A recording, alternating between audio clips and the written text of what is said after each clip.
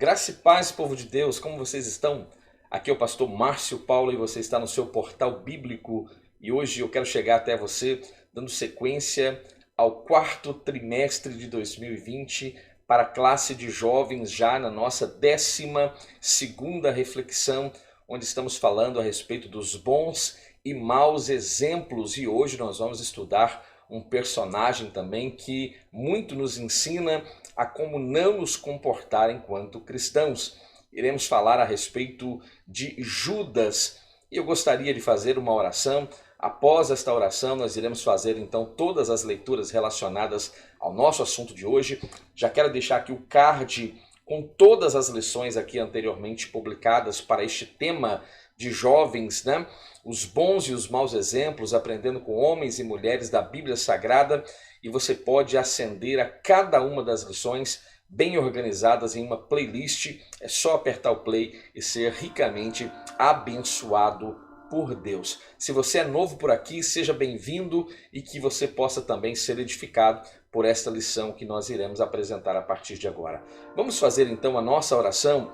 Aperte o cinto, feche os seus olhos e vamos orar então e refletir neste assunto precioso proposto para hoje.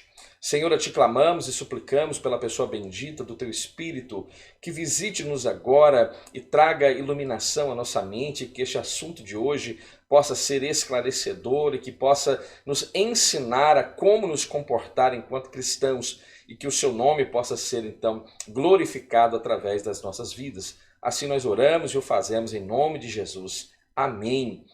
Querido, você que ainda não se inscreveu aqui no Portal Bíblico, por gentileza, faça isso agora. Se inscreva neste canal, ative o sino das notificações, também pode comentar, deixe o seu feedback a respeito do nosso conteúdo, também pode deixar aquele like abençoado. Se você já faz parte deste canal há algum tempo, eu quero agradecer a você pela sua audiência. Se você é novo por aqui, seja muito bem-vindo, que o Senhor possa abençoá-lo. Você que também está ascendendo aos nossos conteúdos pelas plataformas de podcast, que o Senhor também possa abençoá-lo. E eu quero te pedir uma coisa: permita que o Portal Bíblico seja um subsídio bíblico para a sua classe de escola bíblica dominical. A nossa intenção aqui é agregar, acrescentar para a sua escola bíblica dominical. Se nós estivermos alcançando parte deste objetivo, já nos daremos por satisfeitos.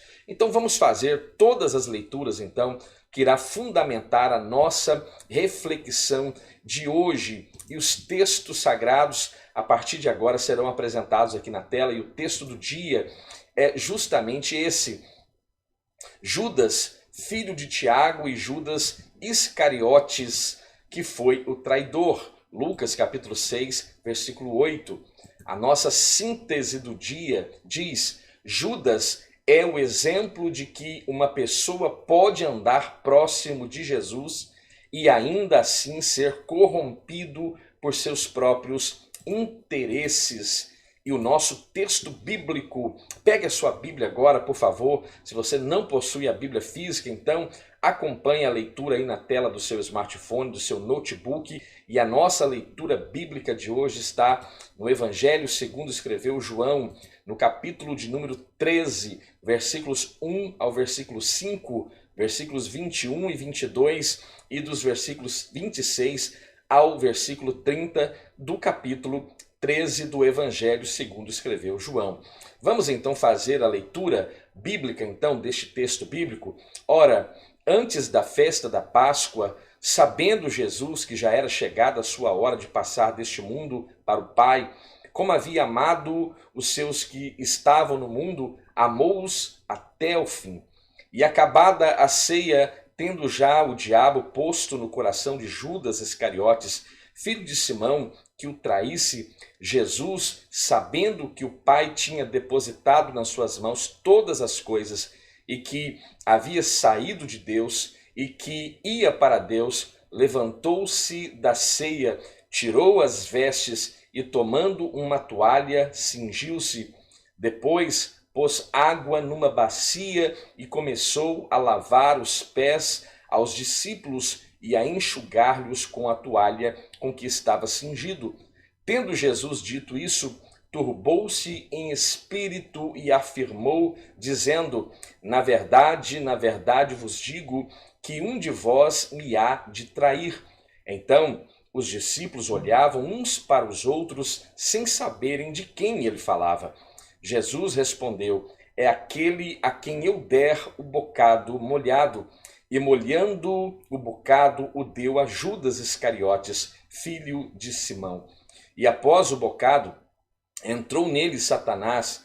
Disse, pois, Jesus: o que fazes, faze-o depressa.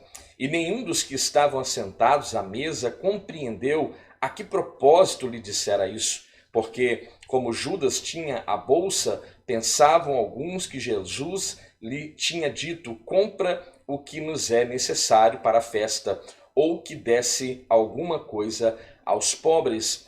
E tendo Judas tomado o bocado, saiu logo, e era já noite. E estes, então, são os textos que irão fundamentar a nossa reflexão a partir de agora. Esta lição será ministrada no próximo domingo, dia 20 de dezembro de 2020, como já disse anteriormente, já é a nossa 12ª reflexão, já estamos concluindo o ano de 2020, estamos concluindo a classe de jovens com chave de ouro, falando de diversos personagens bíblicos, e essas lições são comentadas pelo pastor Alexandre Coelho. E esta lição de hoje tem como título Judas, quando a proximidade de Jesus não faz a diferença. E esta lição, eu estou certo que nós iremos aprender e o Senhor será glorificado então por este aprendizado. Como todas as lições aqui apresentadas, você já sabe, esta lição também possui 3 objetivos que devem ser alcançados até o final da nossa reflexão. E o primeiro objetivo, mostrar que Judas foi um dos 12 discípulos de Jesus. O segundo objetivo, apresentar Judas como este personagem do qual iremos falar hoje, como traidor. E o terceiro objetivo, saber como se deu então esta traição de Judas. Então nós vamos estudar então neste domingo, dia 20 de dezembro de 2020, a respeito de um homem que andou próximo de Jesus, mas jamais permitiu que Jesus fosse o seu Senhor e o seu Salvador. Infelizmente, alguns vão torcer o nariz para essa expressão, mas é o que se depreende do comportamento de Judas quando este se comporta como o traidor. Está ao lado do mestre, mas não permite que este se torne de fato mestre de sua vida. Judas não vai entrar para a história como alguém parecido com Jesus, mas como aquele que, embora estivesse bem próximo de Jesus, mais próximo do que nós um dia já estivemos de Jesus, Judas esteve, e ele entra então para a história como aquele que traiu o Filho de Deus por 30 moedas de prata. Junto ao grupo apostólico, Judas tinha a função de cuidar dos recursos financeiros do ministério de Jesus Cristo. Era uma função extremamente importante, especial, que exigia, como não se é de desprezar aquele que tem geralmente um cuidado com as questões financeiras, alguém que de fato seja alguém que se preocupa, alguém que possamos confiar, delegar a esta confiança e esta responsabilidade. E este cargo estava ao ofício de Judas, por certo, mas sabemos, à luz do contexto bíblico, que ele até mesmo se apropriava das ofertas ou dos donativos que eram depositados no gasofilácio. Então nós vamos entender então que mesmo sabendo que Judas haveria de trair a Jesus, ele na última ceia vai ainda assim lavar os seus pés, vai alimentá-lo, mas o caráter doentio de Judas em nada vai alterar o caráter ilibado do nosso Senhor e Salvador, Jesus Cristo. Existem algumas características do ministério de Judas que eu gostaria de apresentar a você a partir de agora, como a sua ocupação, por exemplo, quando falamos a respeito de Judas, qual era a sua ocupação? E aqui nós respondemos então, é desconhecida. No ministério de Jesus, ele poderia ter sido o tesoureiro, é o que se depreende do texto bíblico. Em João 12, versículo 6, diz que ele tinha a bolsa e roubava do que ali era posto. Tornou-se um dos discípulos de Jesus, veja a honra que estava posta sobre este homem, mas traiu a Jesus e, por fim, comete suicídio. Algumas características, ou uma das maiores características que marcam a vida de Judas, ele era, por certo, um homem traiçoeiro e ganancioso. O que Jesus disse a respeito dele? Chamou-o de, abre parênteses, um diabo, fecha parênteses. Disse que o discípulo iria traí-lo. Uma lição fundamental de sua vida: não é suficiente estar familiarizado com os ensinamentos de Jesus. Os verdadeiros seguidores de Jesus amam e obedecem a sua bendita palavra. E isso nós aprendemos como cristãos, que devemos ouvir a palavra, mas não ser apenas ouvintes da palavra, mas sermos praticantes dela. E a palavra, ela nos instrui a sermos obedientes a Deus, e se somos praticantes desta bendita palavra, então iremos obedecer ao nosso Senhor e Salvador Jesus Cristo. Essas são algumas características da vida deste personagem que estamos falando agora. O seu nome? Judas.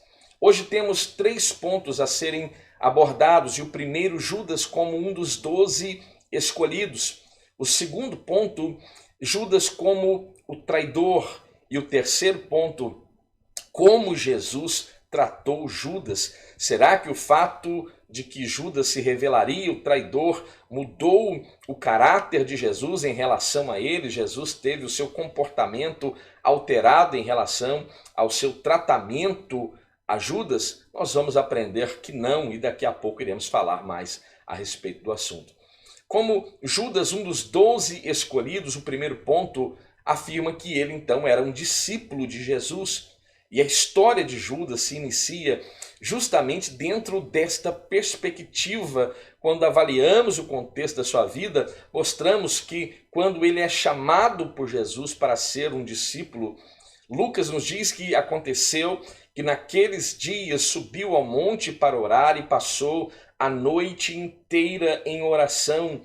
E quando já era dia, chamou a si os seus discípulos e escolheu 12 deles, a quem também deu o nome de apóstolos. E entre estes 12 homens que foram chamados para o ofício de apóstolo, nós temos a menção de Judas Iscariotes. E aqui nós aprendemos então que não importa como começamos a nossa trajetória, mas importa como nós iremos terminar a nossa carreira. Não vejamos o exemplo de Saul, por exemplo, que começou de uma forma, eu posso dizer que gloriosa, mas o fim do seu ministério, do seu governo, do seu reinado, o legado que Saul deixou é deplorável, é lastimável, mas começou extremamente bem. Você se lembra disso? E aqui também está diante de nós um homem que começa também muito bem, mas o fim do seu ministério é trágico, é extremamente triste.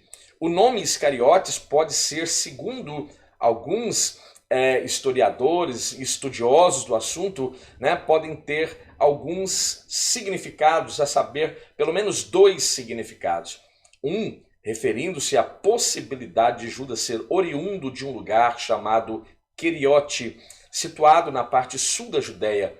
Outra possibilidade seria que Judas fazia parte de um grupo de sicários.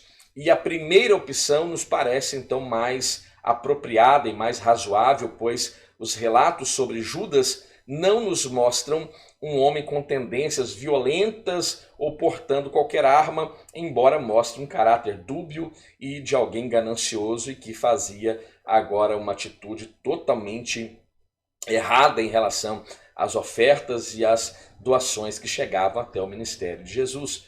Notemos que o próprio Jesus é quem escolhe Judas, sem antes ter passado por uma grande noite de oração. Veja, Nós precisamos notar este detalhe. Jesus não escolhe de forma aleatória, mas depois de uma noite no monte orando, buscando a Deus pela manhã do dia seguinte, onde os 12 apóstolos são nomeados, lá está agora a menção de Judas Iscariotes.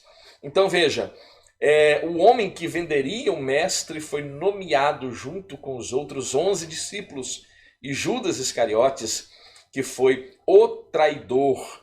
E este é o estigma que, quando falamos a respeito de Judas Iscariotes, a primeira palavra que salta à nossa mente é traidor.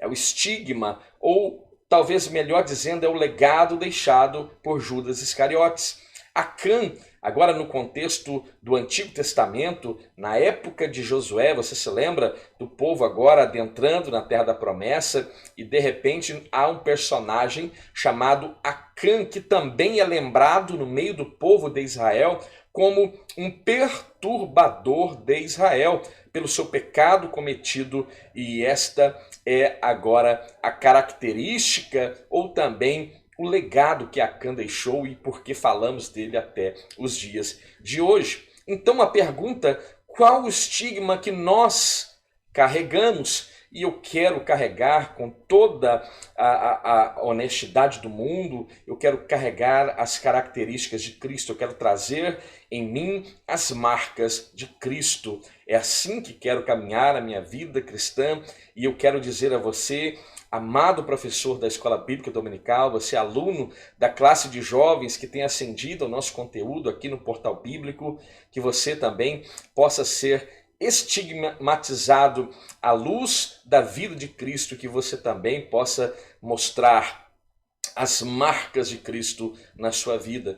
Então veja, Judas andou com o Senhor e Salvador Jesus Cristo, ouviu os seus ensinamentos, viu os milagres operados pelo Jesus, pelo Cristo, viu os demônios sendo expulsos. Cremos que ele estava até mesmo no grupo que foi enviado, né, e que volta com alegria, narrando as experiências, né, por terem tido agora essa experiência sobrenatural, né, de libertação de pessoas oprimidas. Ele teve a honra de ser uma das pessoas mais próximas do Senhor Jesus, uma oportunidade sem precedentes para os nossos dias. Mas todas essas experiências, vejam, todas essas experiências não foram suficientes para firmar Judas ou para fazer dele um genuíno seguidor de Cristo. Não adianta ter Jesus do nosso lado. Abra o seu ouvido para pontuar com clareza ao seu coração esta verdade. Não adianta ter Jesus do lado e não tê-lo dentro de si. Não adianta estar dentro de uma igreja e não ser a igreja. Esses conceitos precisam ser aprimorados à nossa vida cristã para que não percamos o nosso tempo apenas expressando uma vida de religiosidade, né? Apenas cumprindo aquela obrigação semanal de estar na igreja no domingo à noite, de ser visto pelos líderes, né? De cumprir esta quase que uma obrigação diante da família e da sociedade. Veja, nós não temos que viver esta vida aparente, mas nós temos que viver Cristo em nossa vida. Então, Judas viveu ao lado de Cristo, experienciou todos os milagres, tudo aquilo que aconteceu ao longo do ministério de Jesus Cristo fora testemunhado por este homem, e isso ainda assim não fora bastante, não fora suficiente. Jesus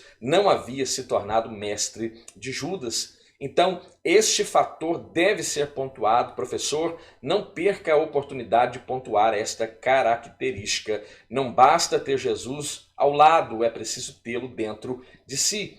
O segundo ponto, um homem que lidava com o dinheiro. João nos fala que Jesus tinha dado a Judas, ou que Judas tinha uma incumbência muito específica, muito pontual. Era o que podemos chamar de, agora nos nossos dias, de tesoureiro de um grupo de pessoas, ou podemos dizer do próprio ministério de Jesus Cristo.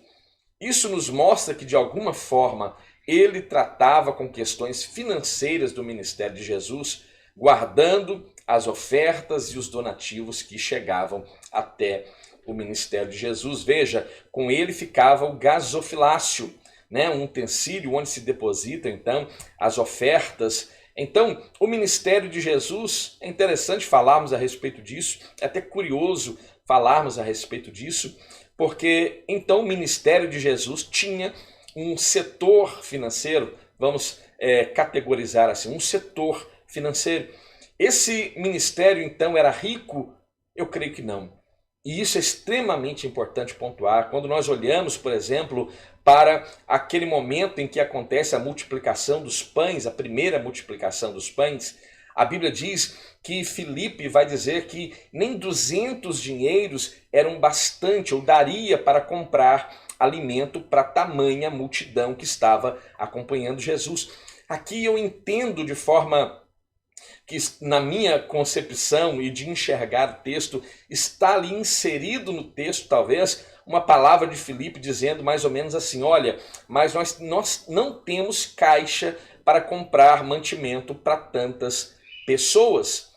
E aí nós vamos ver o grande milagre acontecendo com a multiplicação dos pães e dos peixes, né? Veja, uma outra característica: se havia então um ministério financeiro ou um setor financeiro no ministério de Jesus, onde então era aplicado todos os donativos, todas as doações que eram ali depositadas. Nós sabemos, à luz da Bíblia, que Judas roubava. Infelizmente, a Bíblia diz que ele tirava desta bolsa algum dinheiro que ali era depositado. Então esta já é uma péssima característica que nós encontramos em Judas.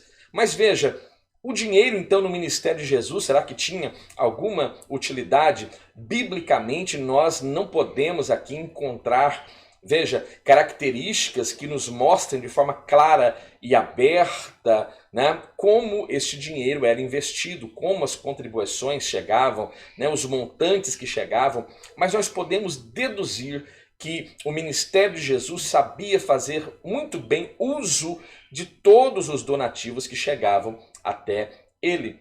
Porque, por exemplo, quando olhamos aquele evento do endemoniado gadareno, a Bíblia diz que ele andava pelo cemitério e a Bíblia diz de forma clara que ele andava nu, ele estava totalmente desprovido de roupas e ali ele atormentava todos que passassem por aquele caminho.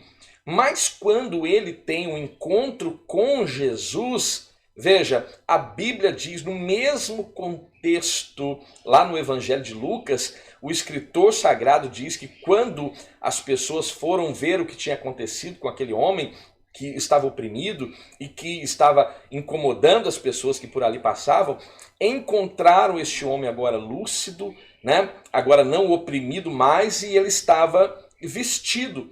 Então eu entendo que quem vestiu aquele homem fora o ministério de Jesus, porque Jesus cumpre na íntegra aquela ideia de Tiago, de que você vai fazer a obra, você vai orar por alguém e você vai despedi-lo naquela situação que ele está, né, a barriga roncando de fome, você fez uma oração, aquela oração, querido, não vai encher a barriga daquela pessoa.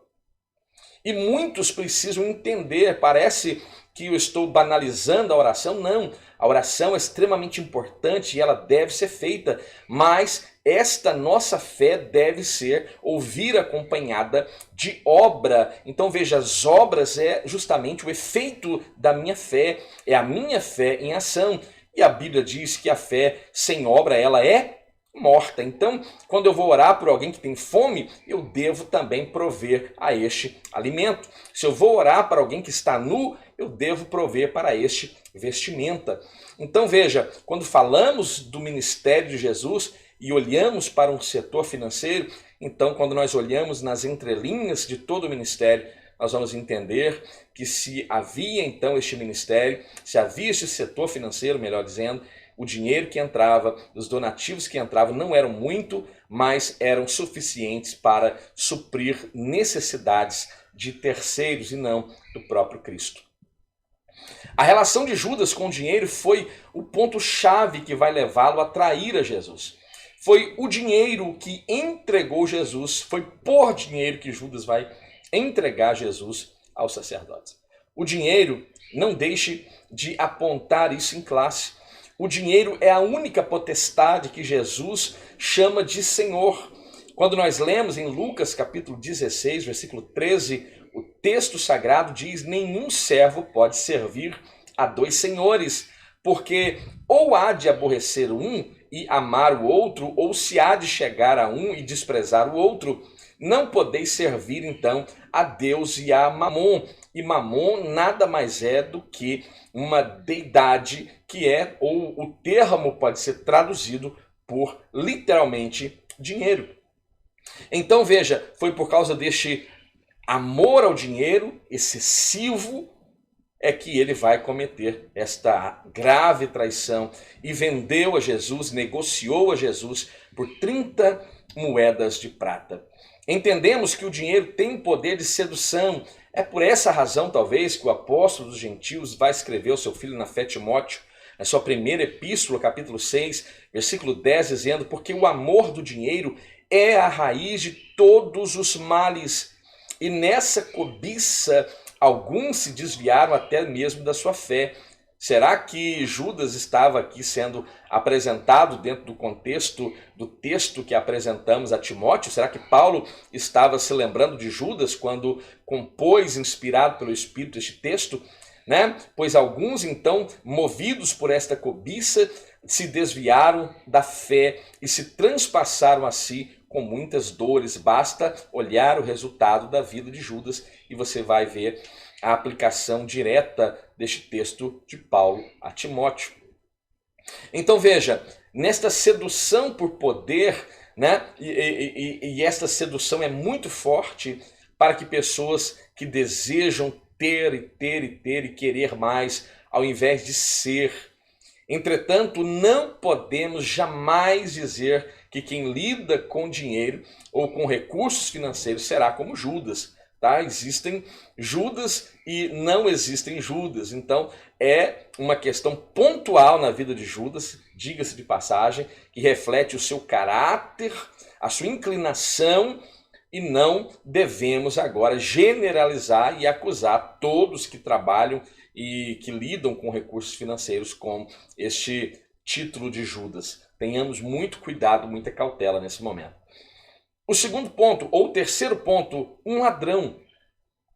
Para Judas não bastava amar o dinheiro, mas ele roubava valores do ministério de Jesus.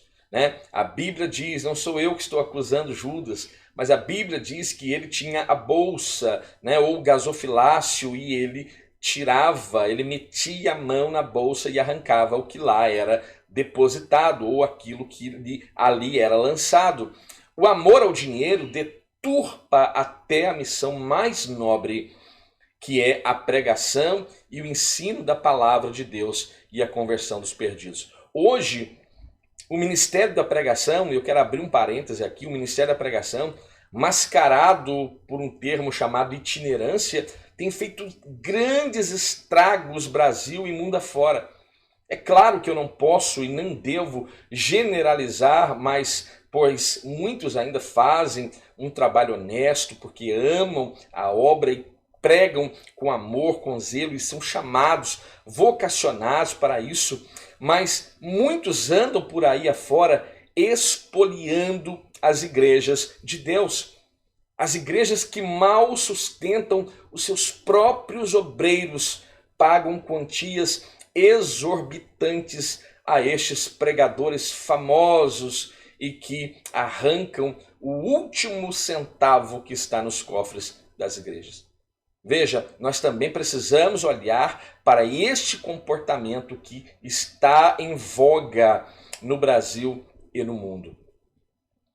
Entendemos que todo ministério necessita de recursos financeiros, né, para subsistir. É claro que é necessário sim, as ofertas, os dízimos, os donativos que vêm são extremamente importantes para que a igreja seja mantida. A Bíblia diz que o líder, o pastor, o obreiro que se dedica, né, justamente na obra de Deus, ele é digno de duplicada honra. Veja, e digno é o obreiro do seu salário, não se liga à boca do boi que debulha, mas a verdade é que muitos estão enriquecendo e muitas famílias estão empobrecendo dentro das igrejas. Então isso é extremamente importante e relevante, que deveria ser pauta das grandes convenções, né, das Assembleias de Deus no Brasil, e eu creio que até hoje este assunto não tenha sido pautado.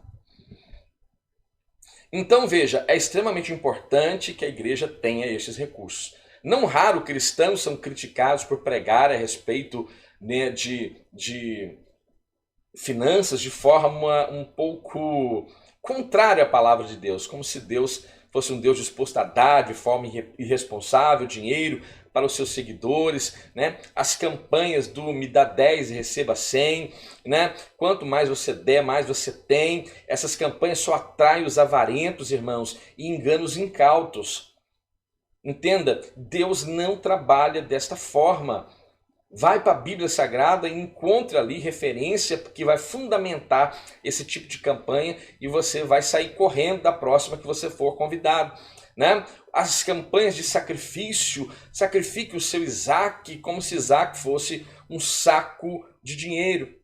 E ignora até o fato de que Isaac sequer foi sacrificado. Deus proveu ali o cordeiro para o holocausto. Então, vamos abrir a nossa mente, vamos compreender aquilo que Cristo almeja de nós nesse ministério, e que aquilo que nós dedicamos a Deus nas nossas ofertas, nas nossas doações à igreja, sejam aplicadas e que sejam bem geridas, e assim o nome de Deus é glorificado.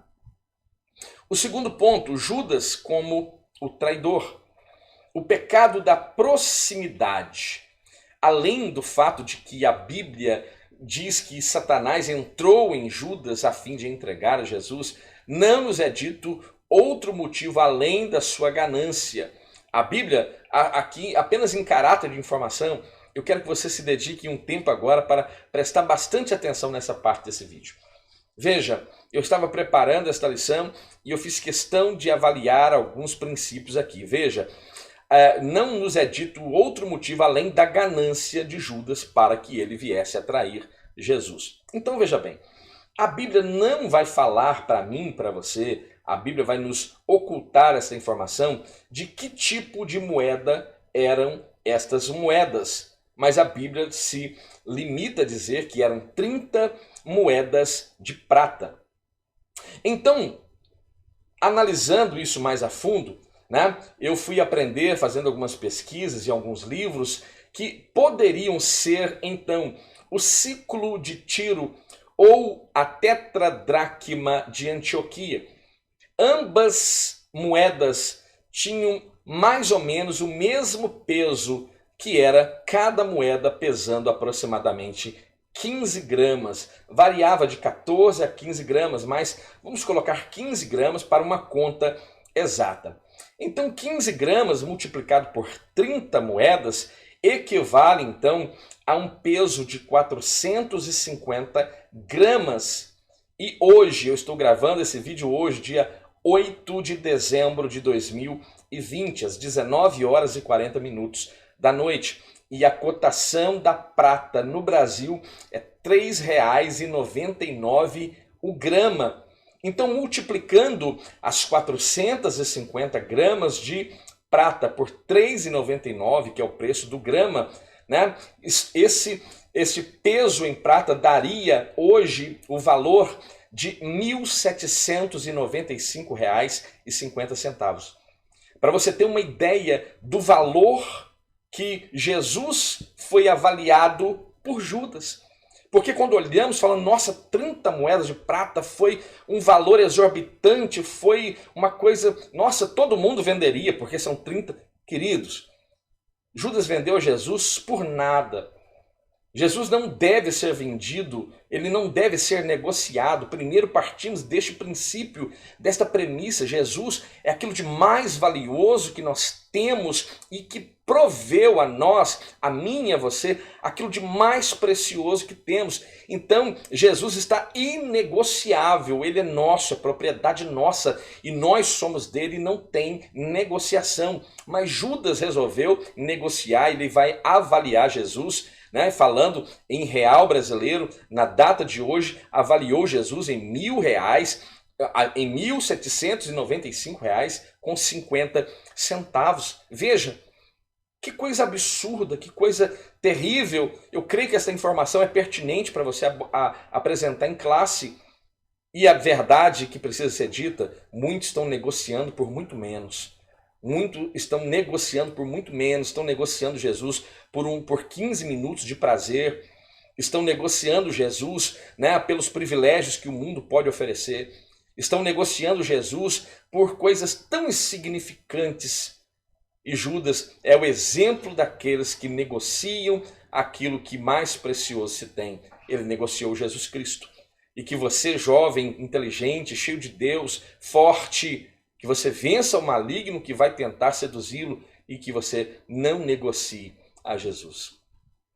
Então veja, esta é uma característica que eu sugiro que você apresente em classe.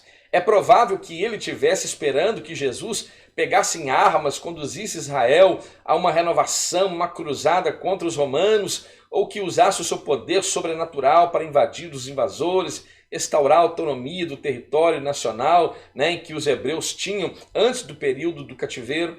Mas independente daquilo que Judas achava, isso não justifica, isso não pode ser um meio para justificar o fim.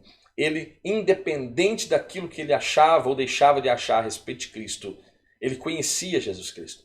Ele estava ao lado de Jesus Cristo, ele foi nomeado por este Cristo. E ele, independente dos seus conceitos, ele não poderia ter negociado como ele negociou. E isso é uma verdade que isso possa ficar patente e clara diante de nós, né? Então veja, quando os sacerdotes estão agora alugando, comprando ajudas, você acha que os sacerdotes não fizeram uma avaliação dos homens mais próximos de Jesus? Você acha que talvez Pedro não foi avaliado, João, os demais apóstolos escolhidos a dedo por Jesus? Mas veja, os sacerdotes que convenceram Judas a vender a Jesus haviam, por certo, estudado e só encontraram esta brecha em Judas e não nos outros apóstolos. O diabo, acredite nisso que eu estou lhe dizendo, o diabo usa desta mesma estratégia hoje. Então a ordem é: feche as brechas, apare as arestas. A Bíblia ensina que devemos nos submeter a Deus. Sujeitai-vos, pois, a Deus e resista ao diabo, porque fazendo assim o diabo fugirá de nós. Outro ponto importante, uma profecia cumprida. A palavra de Deus mostra que o Filho de Deus seria traído. Essa situação havia sido registrada pelo profeta Davi no Salmo 41, versículo 9, quando ali ele diz: até o meu próprio amigo íntimo, em quem eu tanto confiava, que comia do meu pão, levantou contra mim o seu calcanhar. Salmos 41, versículo 9. Este texto, embora nós aprendemos que ele também fora uma verdade ao longo da monarquia de Davi, ela também é uma palavra profética direcionada à pessoa bendita de Jesus Cristo. Então veja, havia então a Bíblia já predito esta traição, e nós vemos o cumprimento ao longo dos evangelhos. O traidor precisava tirar a própria vida? Será que a solução encontrada por Judas foi a melhor possível? Será que era a única saída para ele? Vejamos, a profecia diz que o Messias seria alvo de traição, mas não diz que o seu traidor deveria tirar a sua própria vida. Entendemos que Judas poderia ter um destino diferente. Eu também concordo em gênero, número e grau com o pastor Alexandre Coelho, que é o comentarista desta lição. Eu concordo plenamente que Judas poderia ter um destino totalmente diferente. Ainda que tenha sido instrumento do diabo para entregar Jesus à morte, há pessoas que, como Judas, se deixam levar pelo desgosto dos seus atos e acabam se encerrando não apenas nos seus quartos, né, dentro de si mesmos, uma depressão profundíssima, mas acabam encerrando as suas próprias vidas. Veja, a própria vida é encerrada, como também a possibilidade de serem restauradas por Deus também é encerrada. E quando nós olhamos para isso é extremamente curioso, porque Judas, veja, não sou eu que digo, a Bíblia diz que Judas havia se arrependido. Então Judas, o que traíra ou o que o traíra, quando viu que fora condenado, trouxe arrependido as 30 moedas de prata aos príncipes dos sacerdotes e aos anciãos, dizendo: pequei, traindo sangue inocente. Talvez esse sentido de arrependimento aqui não está relacionado à metanoia, que é uma mudança de mente, de comportamento.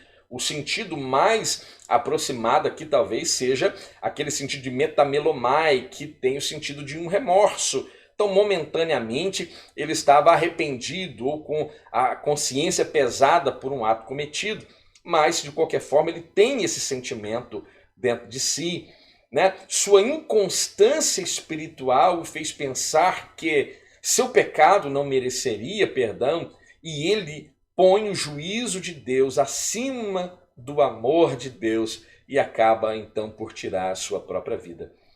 Eu creio piamente que ele poderia ser restaurado, assim como Pedro foi restaurado, assim como todos os discípulos de Jesus. Salvo engano, tirando o apóstolo João, que estava ali durante a crucificação, onde estavam os demais? Essa é uma pergunta que precisa ser respondida com inteligência e respondida com muita sinceridade. Onde estavam os apóstolos? A Bíblia menciona de Jesus falando com a sua mãe a respeito de João: eis aí o teu filho, e para João: eis aí a tua mãe. Ok, isso mostra que João então estava lá, mas onde estavam os outros? Então, o traidor não precisava, é a resposta que eu tiro dentro desta questão, ele não precisava ter tirado a sua própria vida. Não que ele se continuaria sendo um apóstolo, eu não sei como seria a sua vida, mas eu creio que ele não, eu acho que ele se precipitou quando ele toma esta atitude. O terceiro ponto: como Jesus tratou Judas? Jesus o amou até o fim. Esse é o nosso Deus, o seu amor está acima do nosso entendimento. O amor de Deus é algo que para nós é difícil imaginar com a nossa mente natural e humana. A declaração de João 13:1 mostra que Jesus não faz acepção de pessoas, mesmo sabendo que Jesus iria traí-lo.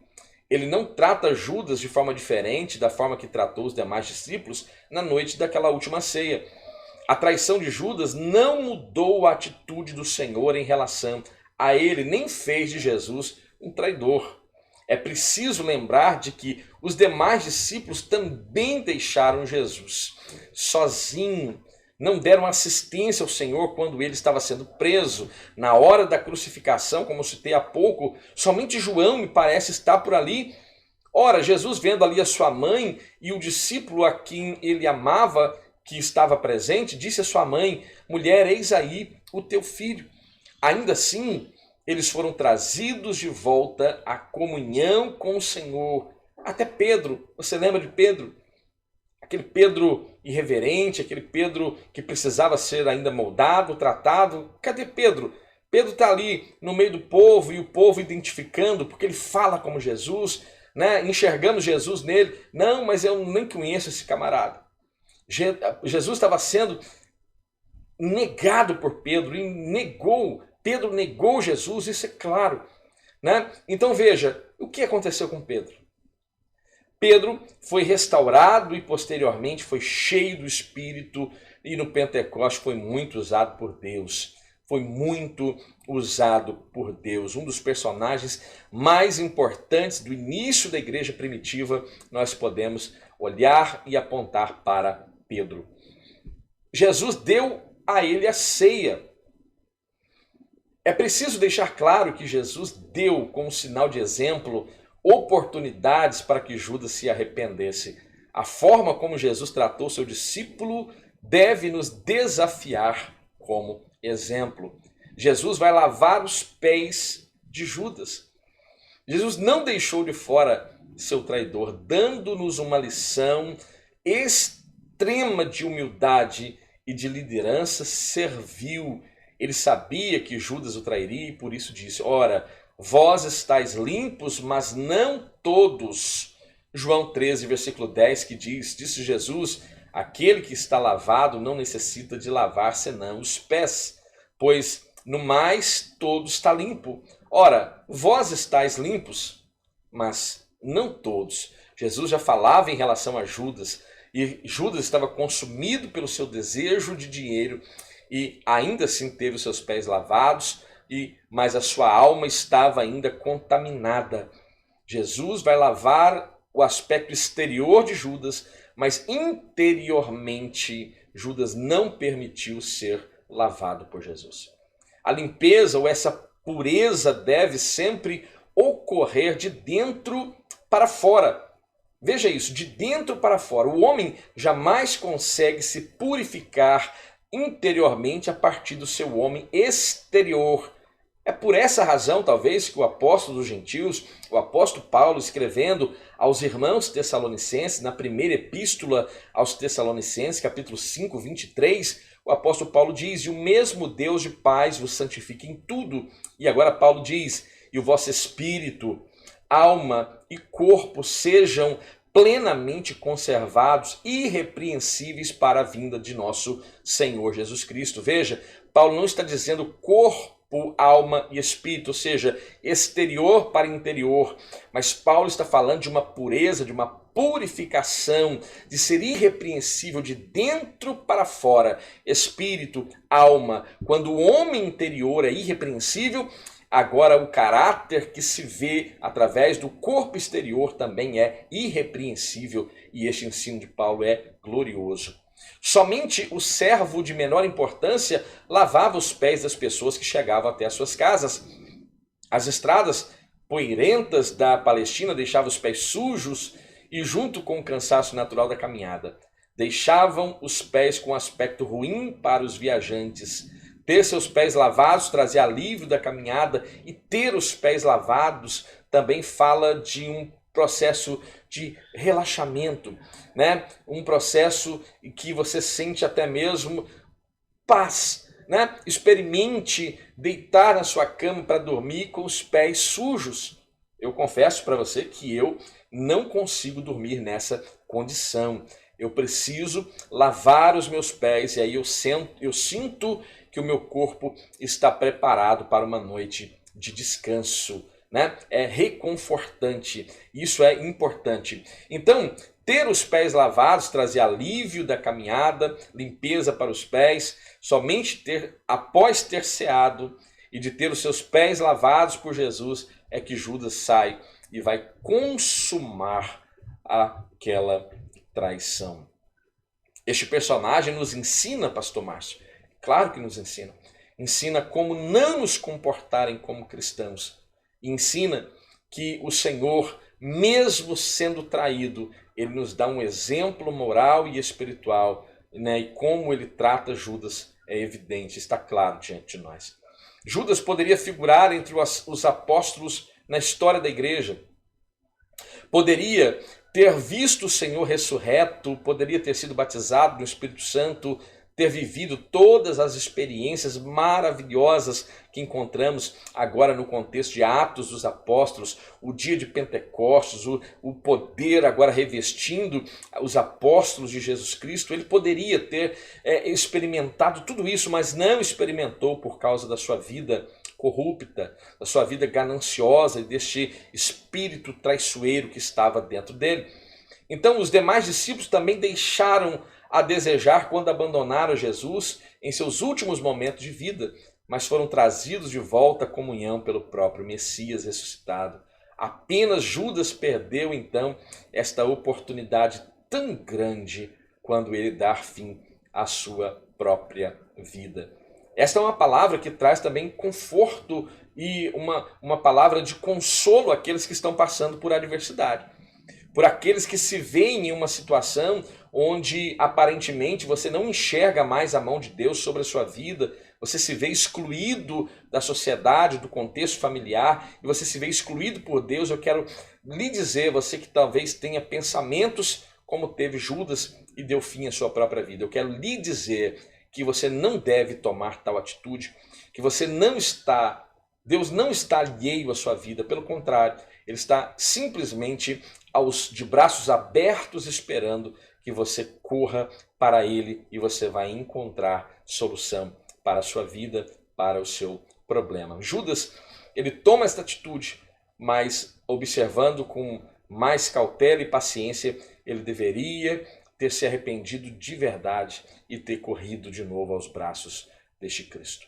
Isso é importante e esta lição ensina demais que possamos entender que em Deus sempre há restauração, desde que tenhamos fé para crer que Ele perdoa e que Ele nos concede este perdão e Ele também nos ajuda a abandonar aquilo que não lhe agrada. Isso é extremamente importante. Se você ficou até aqui, eu quero agradecer a você pela sua audiência. Quero pedir que você não saia antes de se inscrever neste canal, antes de ativar o sino das notificações. Deixe o seu comentário, o que você tem achado das nossas publicações aqui. Tenho lhe ajudado de alguma forma? Por gentileza, deixe o seu feedback aqui nos comentários. Deixe o seu like abençoado. Você que nos ouve também pelas plataformas de podcast, nos ajude a disseminar esta semente boa, esta semente do bem, e compartilhe o link no seu grupo eclesiástico, no seu grupo familiar. E como eu sempre digo, abençoe quem você ama através de uma boa reflexão bíblica. Que o Espírito Santo aplique esta palavra de uma forma mais poderosa aos nossos corações. É o que eu peço a Ti, ó Deus, neste momento, no nome de Jesus. Amém. Que Deus abençoe a sua vida. Fique bem, fique em paz e até a próxima.